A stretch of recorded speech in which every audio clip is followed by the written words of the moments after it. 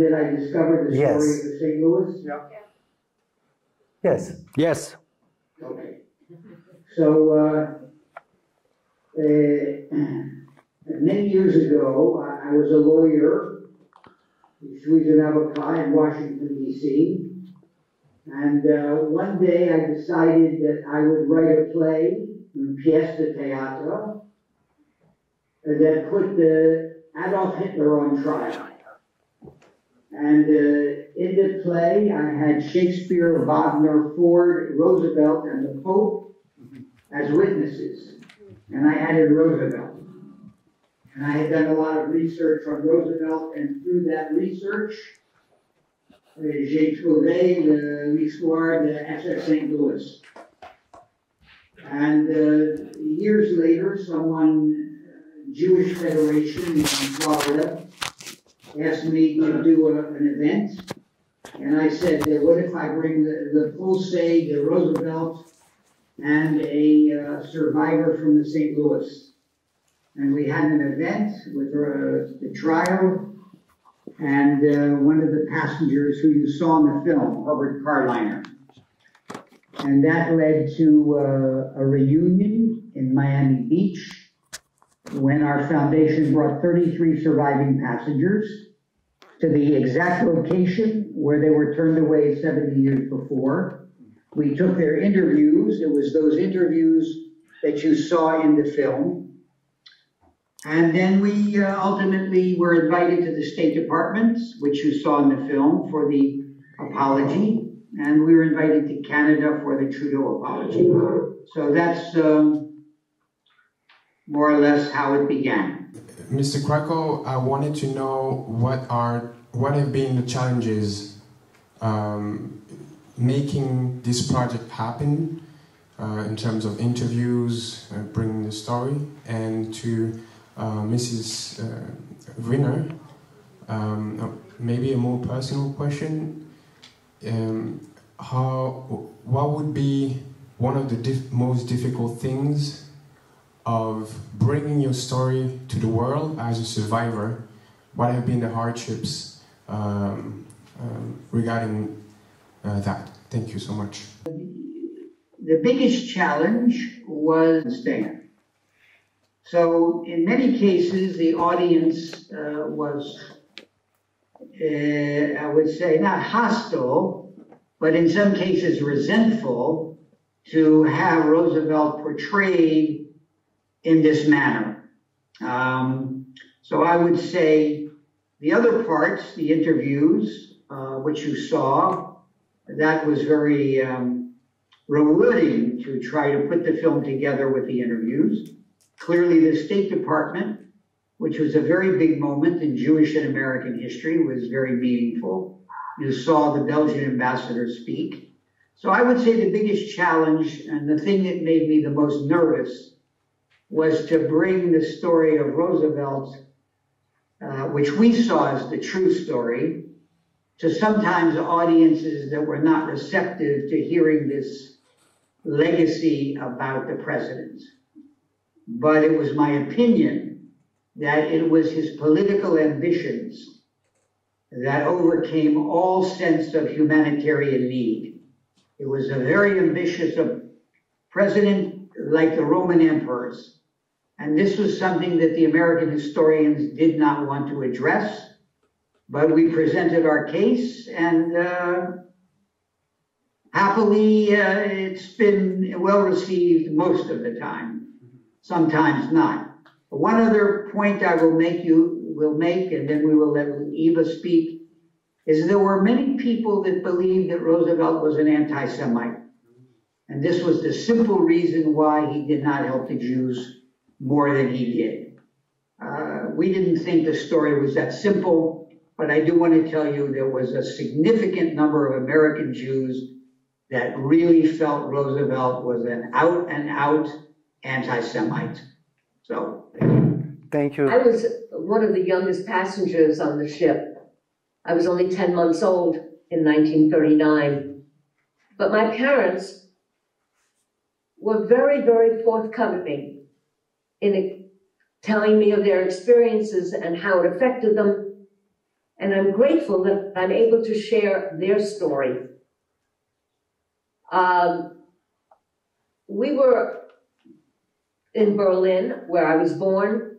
My father was very successful in several businesses. And yet, it was life that was so difficult that they found a way of leaving. Shortly after Kristallnacht, my father and hundreds of other men were put on a train and sent back to Poland, where he had been born. And hundreds of other men found themselves in Warsaw, separated from their families and not knowing what their fortitude was going to be.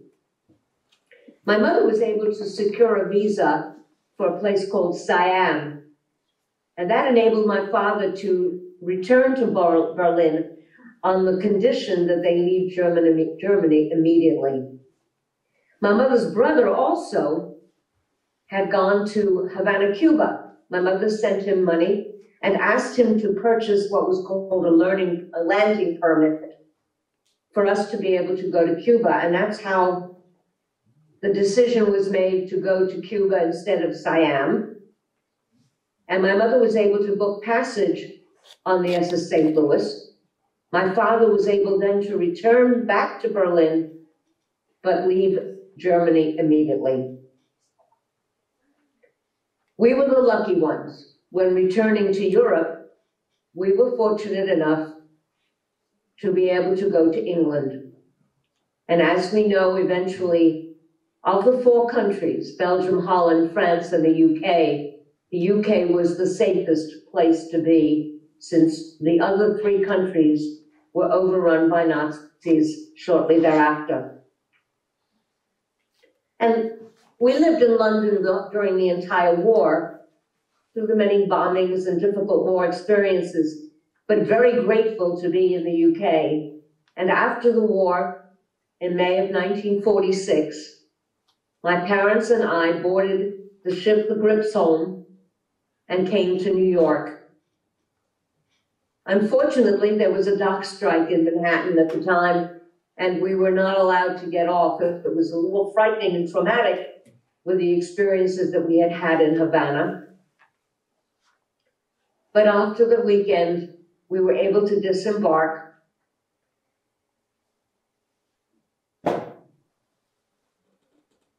We settled in Queens, New York, but my mother's sister, one of her sisters, had moved to a nice shore town in Belmont, New Jersey, where eventually I met the love of my life, who I've been married to, thank God, for 60 years. Wow. Now, the reason I find that my experiences on the St. Louis and before and after are vitally important to be transmitted to the next generation is because in actuality, the St. Louis was a precursor to what was going to be happening to the Jewish people in Europe. It was the Nazis' way of showing the world that the Jewish people were expendable cargo. They wanted this ship to be a symbol of what the world was going to be like after they eliminate all the Jews. And of course, it didn't stop with the Jews. It stopped with anybody, any organization, any people that were opposed and different.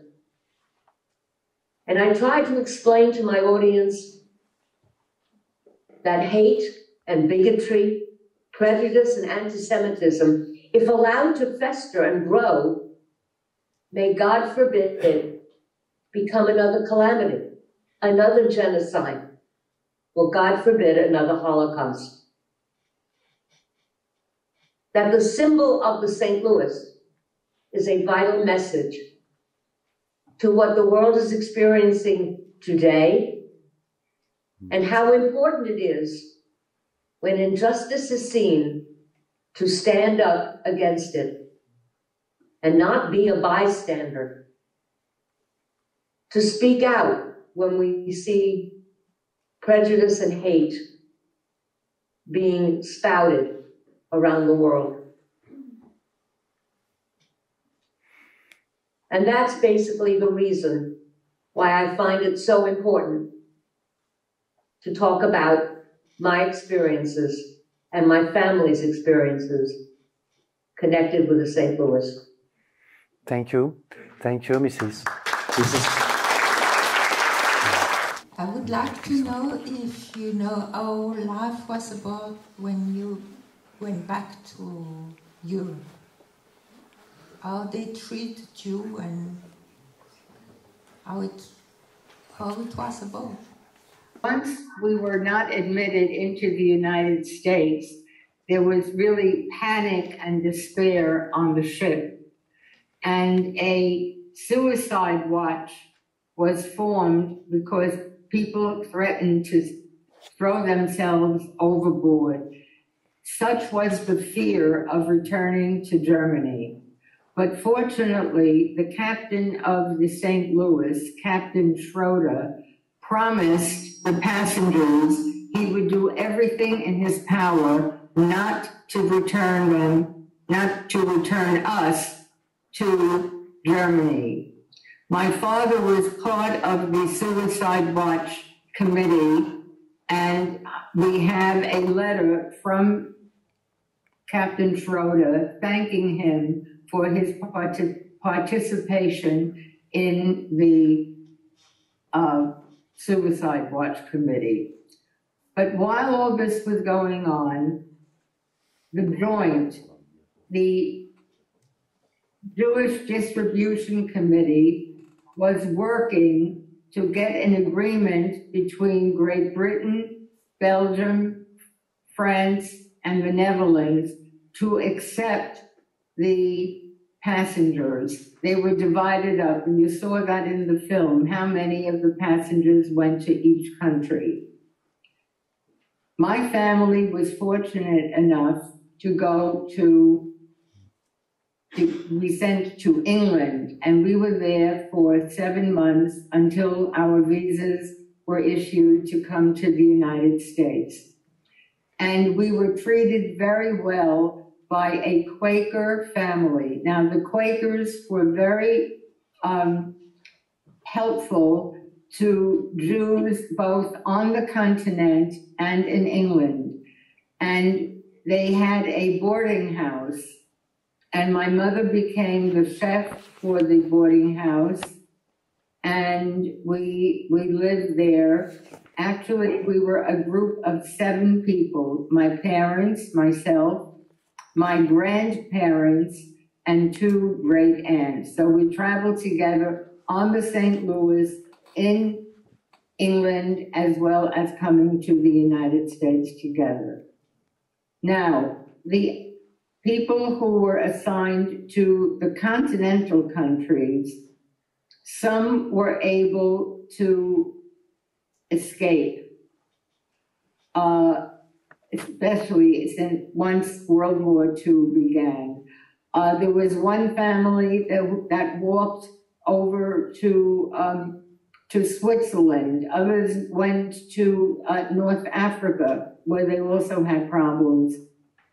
And people tried very hard not to stay in their respective countries. But naturally, since they were virtually penniless because the German government took all their assets, they couldn't take any money out of Germany, it was very difficult for them. The JDC and HIAS helped the passengers as much as they can, as well as the Quakers, and the OSE in France also helped with protecting children and sending them to live with families or in convents. So the treatment of the people varied depending upon where they were. And as you saw in the film, 254 people were eventually rounded up, whether they were in occupied France or Vichy France, and were sent to Auschwitz. Did Belgium receive a prize or recognition for welcoming German Jewish? A what commission? I don't understand the question. A prize or recognition. Well, all the countries received recognition, but unfortunately, that recognition was, how can I say, once Belgium was taken over by the Germans, the Jews had a very difficult time, naturally. But as you saw in the film, the Belgian ambassador, many years after the event, of course, was very pleased to be able to save and shelter the Jews. Let me add that at the State Department event, the passengers signed a proclamation of appreciation and presented it to the ambassadors and representatives of the 4 countries that let them in. So it was presented to Belgium, Holland, France, and the UK. Ambassador Matheson accepted it on behalf of Belgium. So in this case, it was recognition by the passengers to Belgium for letting them in when no one else would. And that had to do with the Joint Distribution Committee's efforts to see if they could convince, I guess at the time it was King Leopold. He was the first one approached. And then Queen Wilhelmina, and then I think, and then France, then the UK. I would like to know, how about Cuba? Did Cuba ever apologize for not accepting the Jews from the St. Louis, or did you try to talk to the Cuban government? I know, of course, that it's now the socialist government, and it has the former government has been overthrown, and but it's still Cuba. So did they ever contact you, or? Yes, we tried to contact the Cuban government through their consul in Washington, D.C. They don't have an ambassador. I don't think they have a consul general in Washington, D.C. We tried to contact them with the idea of taking a delegation to Havana to see if they would make a formal apology. But without going into a lot of detail, you can imagine the complications involved with sort of the Castro legacy. And in addition to which, there are elements in the American society that would not want to put Cuba in a favorable light, if you understand what I mean. An apology by the Cubans would reflect very favorably on them, and I can tell you that in Miami, where I live, or in South Florida where I live, this would not be popular. So anything that would put Cuba in a favorable light, in which an apology would not go down well with many of the Cuban citizens here in the U.S. However, we have that on our plate, and that one day when the government becomes more favorable, we're going to take that opportunity, and we think it will come. We just want to make sure the passengers live long enough to see that happen. I wanted to know how it felt like to come back to the US and what made you come back. Coming back to the United States after the war was a choice that my parents made because my mother's family was here in America. Those that survived did come to the United States. Of my father's family, those that survived went to Palestine, which was not yet the state of Israel. So the choice was Israel or America, and my parents chose America because my mother won the disagreement. And I can honestly say that I, in 1946, was grateful that America finally agreed to accept me, because I was given an opportunity in America that probably would not have been offered to me anywhere else. I later went on to work for the United States government in the Department of Defense as a budget analyst, my way of paying back and saying thank you for finally being able to come to America. Merci. Thank you. Encore? My parents' destination always was the United States. Britain just provided a safety, a haven, until our numbers were called. We had no desire to stay in England, particularly since we were labeled as enemy aliens because we were German. It didn't matter that we, to the government, that we were escaping Germany, but that's how we were labeled. And we had cards indicating that we were enemy aliens. So we were very grateful that in 1940, right after World War II began, that we were able to get passage and arrived in New York. Most of our relatives were already in the United States, in the New York area. And of course, my parents had to work very hard, starting with nothing.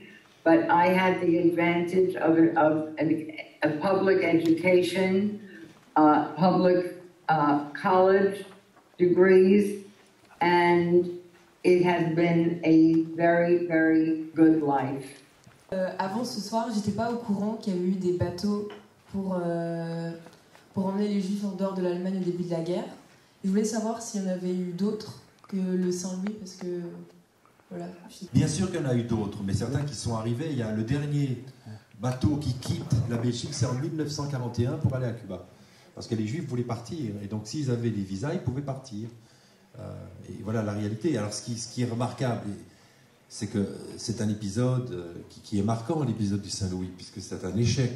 De la même manière, l'Exodus. Il y a eu énormément, effectivement, de bateaux, soit vers les États-Unis. Mais après. Oui, ouais. Ou avant aussi, bien sûr. Il y a l'épisode du Shoah, qui était un bateau qui quitte l'Europe vers la Palestine, et qui est coulé vraisemblablement par la flotte russe, croyant que c'était avec un seul survivant sur les centaines qui étaient à l'intérieur. Les Juifs voulaient partir à n'importe quel prix. C'est tout. There were other boats that also were turned away. There were two small ships that arrived and were not accepted. One ship was sent back to Germany, and who knows, well, we all know what happened to them. And another ship went to France, and I'm not sure what happened to most of those passengers. But there were ships that went to South America, and there, depending upon the country, some people were admitted and others not. So it was a very difficult situation because Germany was a place where Jews couldn't live, and there were places where Jews couldn't enter for safety. So this was the situation for the Jews at that time. I would like to thank all of you for this very important event. I would like to ask the author, I would like to ask the survivors if they are transmitting or intend to transmit their memories in the form of a book or addressing young people or other publics. Because of course we have this very important documentary which is impressing, and I would like to congratulate the author. But it's also important, of course, to have the testimonies of the people directly implied. So I would like to know if your colleagues or yourself are active in talking about your what has happened. Thank you. Thank you so much. I'd like to answer that.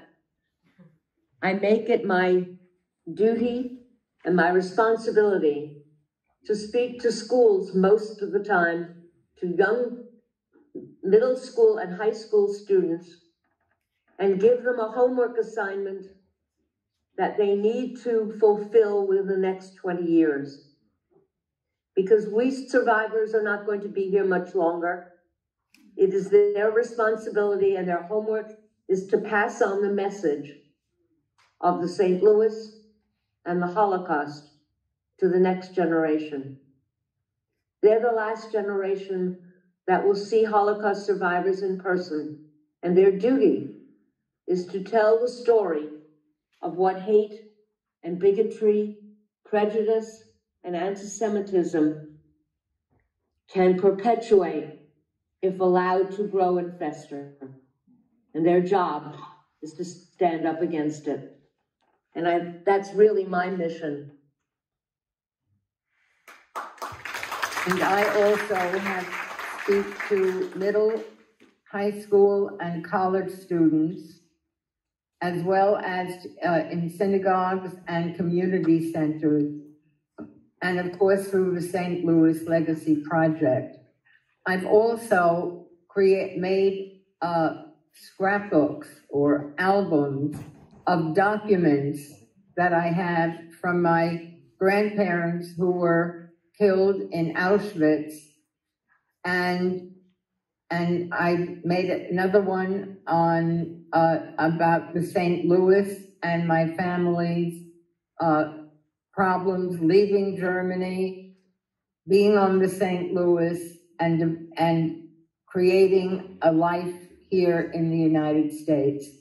Those are not for publication, although I have shared a number of documents with the Holocaust Museum in Washington. But I want that for my children and grandchildren so they know their roots, because as time goes on, young people do forget where they came from, where their parents and grandparents came from, and I'm making sure that they don't forget. For our part, our foundation, we have a very large archive on the SS St. Louis, and we are in discussions with Cornell University and several universities in the UK and in Europe about digitizing and creating a digital museum that can be accessible to students around the world. So they will have access to the interviews. We have 40 oral histories of the passengers, many documents, and a dramatization of the event through the film. So we think that way we're hopeful that many, many students around the world will have access to the story.